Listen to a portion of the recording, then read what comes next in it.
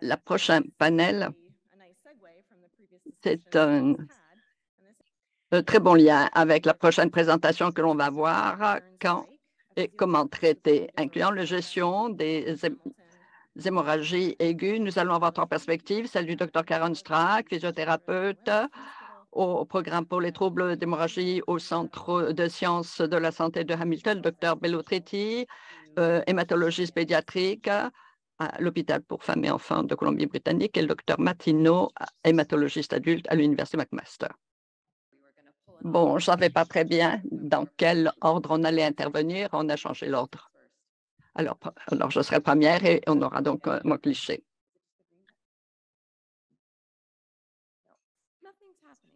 Il ne se passe rien? Ah si, ça marche. Alors, très rapidement. Oh, voilà, c'est exactement ce qu'on voulait. Bon, alors on y va. Alors, comment les choses ont changé? Bon, vous avez eu un aperçu déjà des clichés de Carrie. Alors, on remonte. Oh, voilà, ça y est. Bon, je n'ai pas de belles photos de Vancouver, contrairement à Rika. Elle n'a pas mentionné. C'est en janvier qu'elle a pris cette photo. C'est quand même extraordinaire. Bon, en janvier, non, je ne suis pas sûre que ça ressemblait à ça. En tout cas, c'était une jolie photo à partager.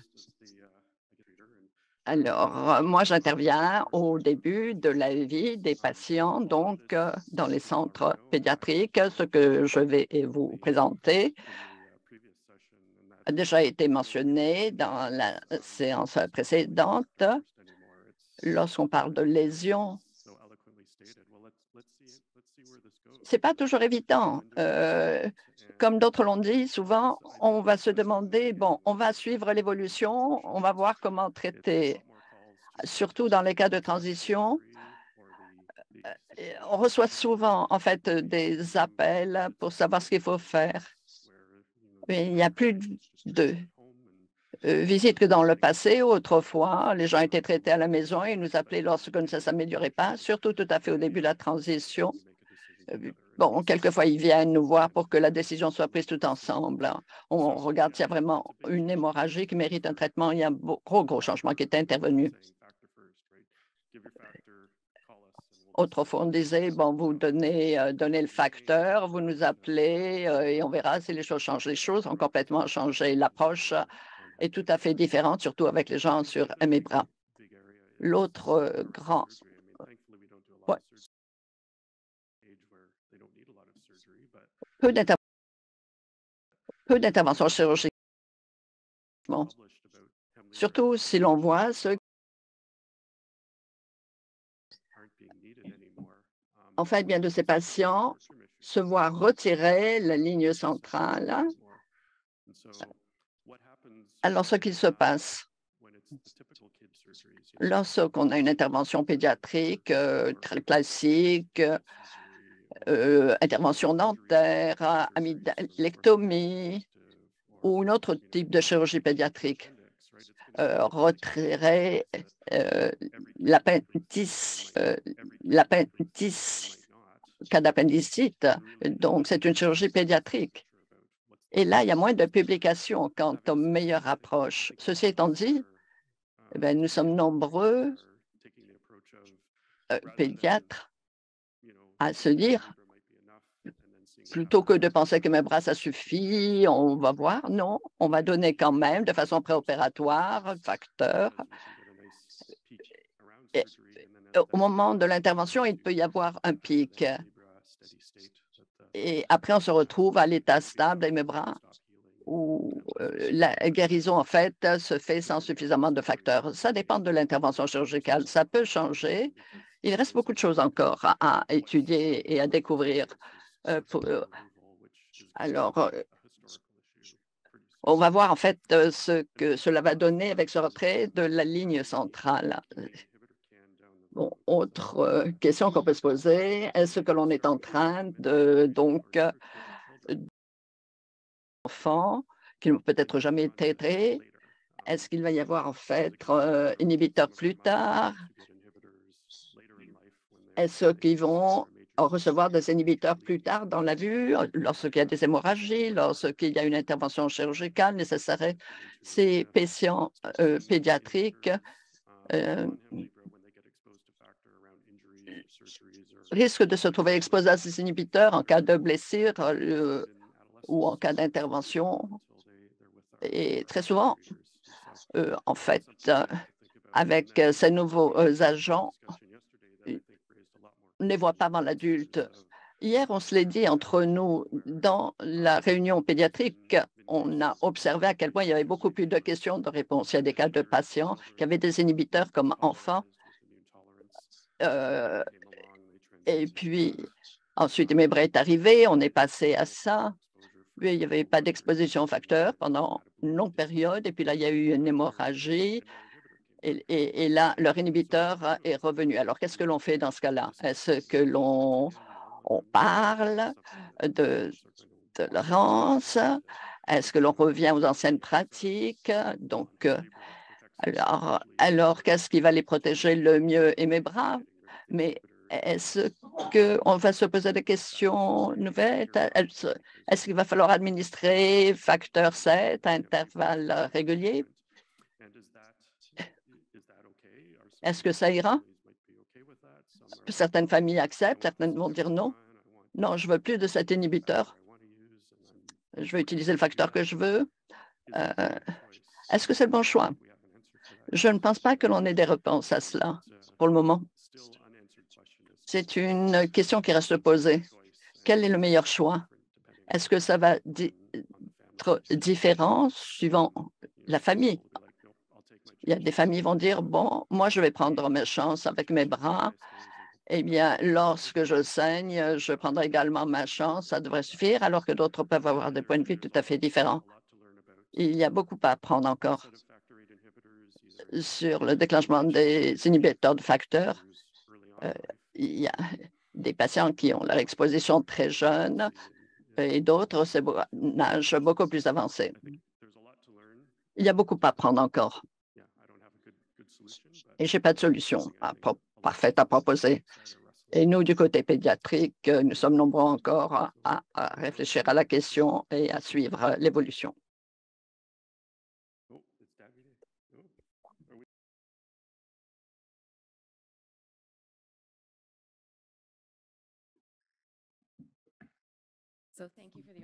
Merci de l'occasion de vous nous donner de venir vous parler de nos expériences en physiothérapie. On en a parlé un petit peu hier et en parlant de tous nouveaux produits.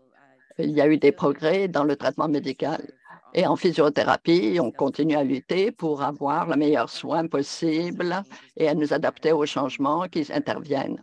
Dans les cas de l'introduction, les effets de certains traitements chez bien les patients, que les patients ont et la présentation d'épisodes d'hémorragie peut être différente.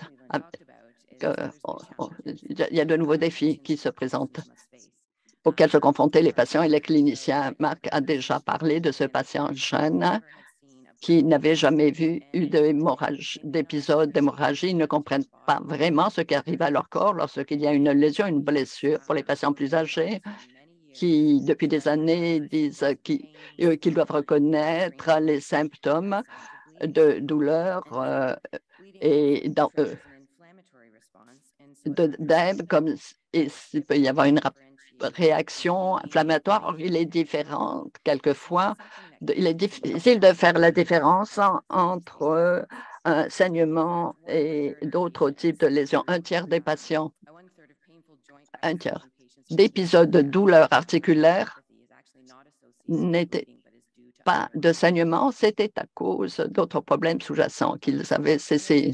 Pour les cliniciens, nous voyons toute une variété de patients, nous voyons des personnes qui interprètent mal les signes d'hématome articulaire en pensant que c'est le saignement alors qu'il s'agit d'hémotropie et d'autres ignorent les premiers signes parce qu'ils ne connaissent pas du tout la présentation de saignement. Et ce n'est que lorsqu'ils ont une hémorragie grave qu'ils commencent en fait à s'inquiéter et à découvrir de quoi il s'agit. Alors, les résultats, il est très, très important de reconnaître les épisodes. Il y a Bon, il y a deux possibilités d'intervenir. Il y a un outil de reconnaissance qui s'appelle le HIRT, qui était conçu au départ pour ceux patients qui ont une hémophilie légère. C'est un outil qui permet donc de se traiter soi-même et aider également les patients à reconnaître les signes d'une hémorragie. Il y a des variations dans l'état de la maladie. Il peut y avoir des dommages articulaires à long terme. Il peut y avoir des limites physiques et sociales. Ma collègue John Nielsen va parler cet après-midi de cet outil Heart mécontenu, des nouveaux phénotypes. Ça pourrait être un outil très utile pour certains de nos patients qui ont une diminution d'AVR. En plus de faire la distinction entre l'hémorragie et d'autres épisodes douloureux, il est important d'avoir donc un outil pour diagnostiquer les saignements et pour diagnostiquer les changements synoviaux dans un premier temps. Pour la plupart des personnes connaissaient la différence entre la thérapie de remplacement et les autres. Dans le cas de thérapie, l'interprète fait de son mieux, mais n'a pas le texte qui est lu très vite. Il faut répondre aux différents besoins avec des séances de physiothérapie. Nous ne savons pas si un état stable, ça permet les activités sans de complications hémorragiques. C'est quelque chose que nous continuons à étudier et mes collègues traiteront de cette question et présentera ce qui a été publié. Nécessairement, particulièrement à propos justement des cas d'activité physique très élevée, les patients et les physiothérapeutes en fait se satisfaisaient d'avoir une protection en cas de pic. Lorsqu'on n'a pas cette protection au moment du pic, lorsque les patients se présentent à un physiothérapeute sans avoir eu de facteur 8 auparavant, et c'est quelque chose que l'on voit surtout dans les cas chez les physiothérapeutes communautaires qui assurent le traitement dans la communauté à la maison, eux, ils sont plus inquiets lorsqu'il s'agit de décider comment traiter parce qu'ils savent quelquefois que leur intervention peut entraîner une hémorragie. Alors, est-ce qu'il faut être plus conservateur dans son intervention en thérapie? Et pour le patient, on en a parlé un petit peu également. La Fondation nationale d'hémophilie dit que 50 des troubles de coagulation ont peur de faire de l'exercice. 50 c'est énorme, en fait, un pourcentage de gens qui ont peur de faire de l'exercice. Après un épisode hémorragique n'est pas traité de la même façon que l'on faisait traditionnellement. Ça peut augmenter l'anxiété chez les patients, ça peut le donner, ce malaise quand ils ne savent pas quoi faire. Et ça peut compliquer l'expérience de douleur de ce patient pendant cette lésion et ça peut également influencer leur façon dont ils vont contribuer à la physiothérapie. Le fonctionnement musculo-squelettique doit être évalué récemment. On a vu au cours des dernières années mis l'accent sur les évaluations longitudinales. Ces mesures des résultats sont importants. Nous avons là une classification des invalidités fonctionnelles qui prend en considération les changements que l'on fonctionnels et les activités des patients dans son environnement en utilisant une approche holistique permet d'aller chercher et d'aller noter les problèmes plus subtils et c'est quelque chose que l'on peut apprécier chez les patients qui ont des hémorragies plus discrètes. On peut penser à évaluer d'autres facteurs tels structure musculo-squelettique ainsi que les résultats et les mesures de fonctionnement chez le patient qu'il aura évalué lui-même. L'interprète fait de son mieux avec des textes qu'elle n'a pas et qui sont lus très vite. Merci. Bonjour tout le monde.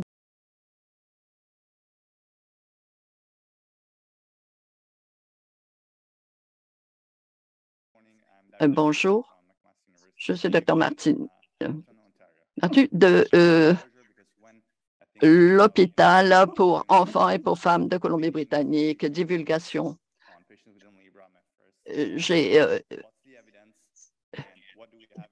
Il est très, très important donc de dire quelles sont les preuves qui existent sur ces traitements.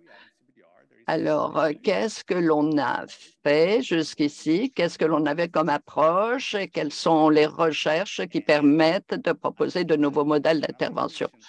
Je peux vous donner le nombre de patients qui prennent de l'imizumab qui a augmenté de façon progressive régulièrement. Au bout de 12 mois, à peu près 30% ont eu un épisode de saignement. Bon, c'est le nombre médian de traitement pour ces épisodes de saignement pour l'agent de contournement et le facteur 8, c'était 1. C'est intéressant de comparer avec la façon d'intervenir dans le passé. Il y a des documents sur les lignes directrices publiées par la Fondation. Moi, je peux vous parler un petit peu de ce que nous faisons. Je vais aller très vite. Dans certains cas, c'est très, très facile. Bon, on va suivre les recommandations qui ont été faites par les panels spécialisés, mais il y a certains cas qui changent et qui sont... Alors, je ne vais pas commenter les clichés précédents, je vais simplement me concentrer sur celui-ci. Alors, qu'est-ce qui est le plus problématique? C'est le traitement des chirurgies majeures chez des patients qui ont des inhibiteurs. Ça, c'est complexe. C'est tout un défi. Ça demande une très bonne équipe entre les physiothérapeutes, les infirmières, les hématologues et un laboratoire spécialisé. Ce n'est pas quelque chose qui peut être fait sans toutes les ressources nécessaires. Et deuxièmement, c'est encore beaucoup plus un défi, en tout cas pour moi, le fait que ces grandes chirurgies, les cornéoplasties et autres, les angioplasties, c'est compliqué. On en a parlé avec quelqu'un d'autre. On a un patient qui n'a pas tellement longtemps et c'était très, très, très compliqué de trouver en fait quel était le meilleur traitement pour ce patient. Quelquefois, on n'a pas les outils nécessaires pour en fait intervenir facilement. Et maintenant, à propos de ces saignements spontanés et ceux après lésion.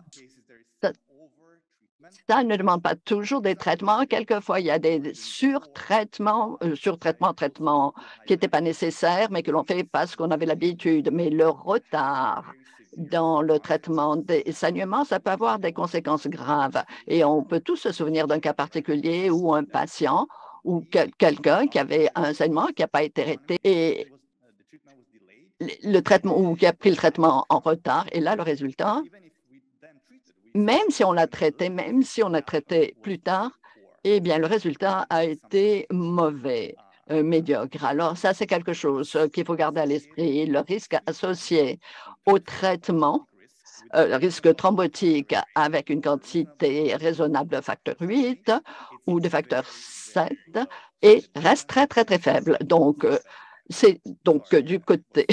Donc, en fait, il faut choisir entre les deux, il faut choisir d'intervenir. Bon, désolé si j'ai été trop long, j'ai vraiment essayé de mon mieux pour ne pas prendre trop de temps. Merci.